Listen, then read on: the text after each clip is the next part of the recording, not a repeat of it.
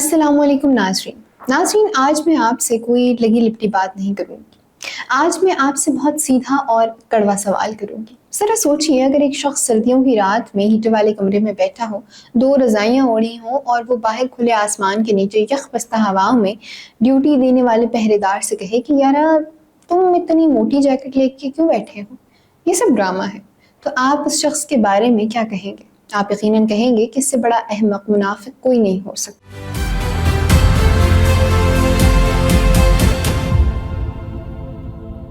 آج کل خیبر پختونخوا کے وزیر اعلیٰ جناب سہیل آفریدی بالکل اسی احمقانہ اور بچکانہ رویے کا عملی مظاہرہ کر رہے ہیں۔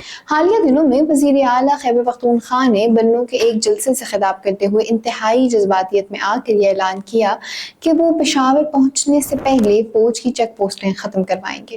ناظرین، یہ ایک صوبے کی چیف ایگزیکٹو کا بیان ہے۔ ان کی منصب کے اعتبار سے یہ طرز بیان انتہائی غیر سنجیدہ، بچکانہ اور سب سے بڑھ کر تشویشناک ہے۔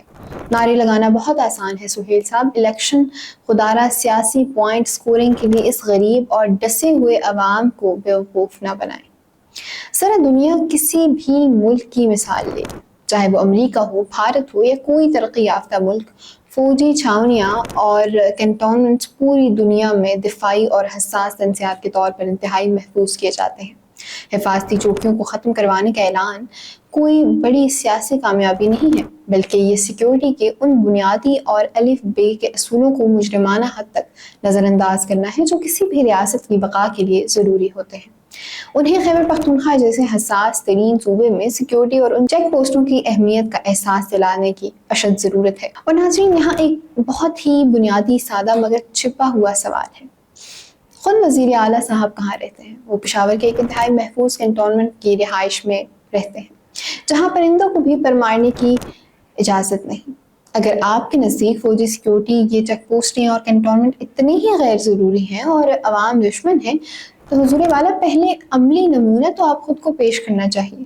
آئے نا عوام کے درمیان وہ اپنا محفوظ کنٹونمنٹ، وہ وزیر اعلیٰ ہاؤس چھوڑ کر پشاور کے کسی عام غیر محفوظ اور گلجان آباد مقام پر رہائش اختیار کریں۔ آپ خود تو ایسی جگہوں پہ رہتے ہیں جہاں مکمل سیکیورٹی اور حفاظت کا فول پروف انتظام موجود ہوتا ہے، اور جو جوان بارڈر پر، سڑکوں پر راتوں کو جا کر آپ کے صوبے کی حفاظت کر رہا ہے، آپ اس کی چیک پوسٹ گرانے کی بات کر رہے ہیں۔ سہیل صاحب سے ایک اور سوال بھی بنتا ہے، اگر آپ کی صوبائی حکومت اپنے کے پی پولیس اور سول سیکیورٹی مشینری کے ذریعے عوام کو مکمل تحفظ دینے میں اتنی ہی کامیاب ہے، تو پھر دہشت گردی کے خلاف فوجی قربانیاں اور ان کی موجودگی کیوں درکار رہی؟ فوج وہاں آتی ہے جہاں دہشت گردی کا قلبت اس قدر بے قابو ہو جائے کہ اس کا مقابلہ کرنا محض سول انتظامیہ اور پولیس کے لیے ممکن نہیں رہتا۔ گزشتہ 20 برسوں میں خیبر پختونخوا نے دہشت گردی کے خلاف بے شمار اور لاجواب قربانیاں دیکھی ہیں، لیکن سوال یہ ہے کہ ان قربانیوں میں سب سے بڑی، سب سے زیادہ اور سب سے بھاری قیمت کس نے ادا کی؟ پاکستانی فوج کے ان جوانوں نے، ماؤں کے بیٹوں نے، جنہوں نے اسی عوام کے تحفظ کے لیے اپنا خون کا نذرانہ پیش کیا۔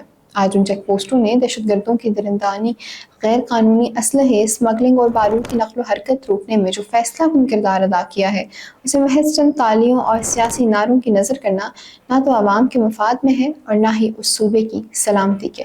اور اصل بات تو یہ ہے کہ ناظرین، جب صوبے میں منشیات کے بڑھتے ہوئے کلچر، کرپشن کے انبار اور حکمرانی کی پے در پے ناکامیوں پر سنجیدہ سوالات اٹھا رہے ہوں، تو عوام کو سیکیورٹی چوکیوں کے خلاف جذباتی اور جھوٹے بیانات دینے کے بجائے اپنی حکومت کی 13 سالہ کارکردگی کا جواب دینا چاہیے۔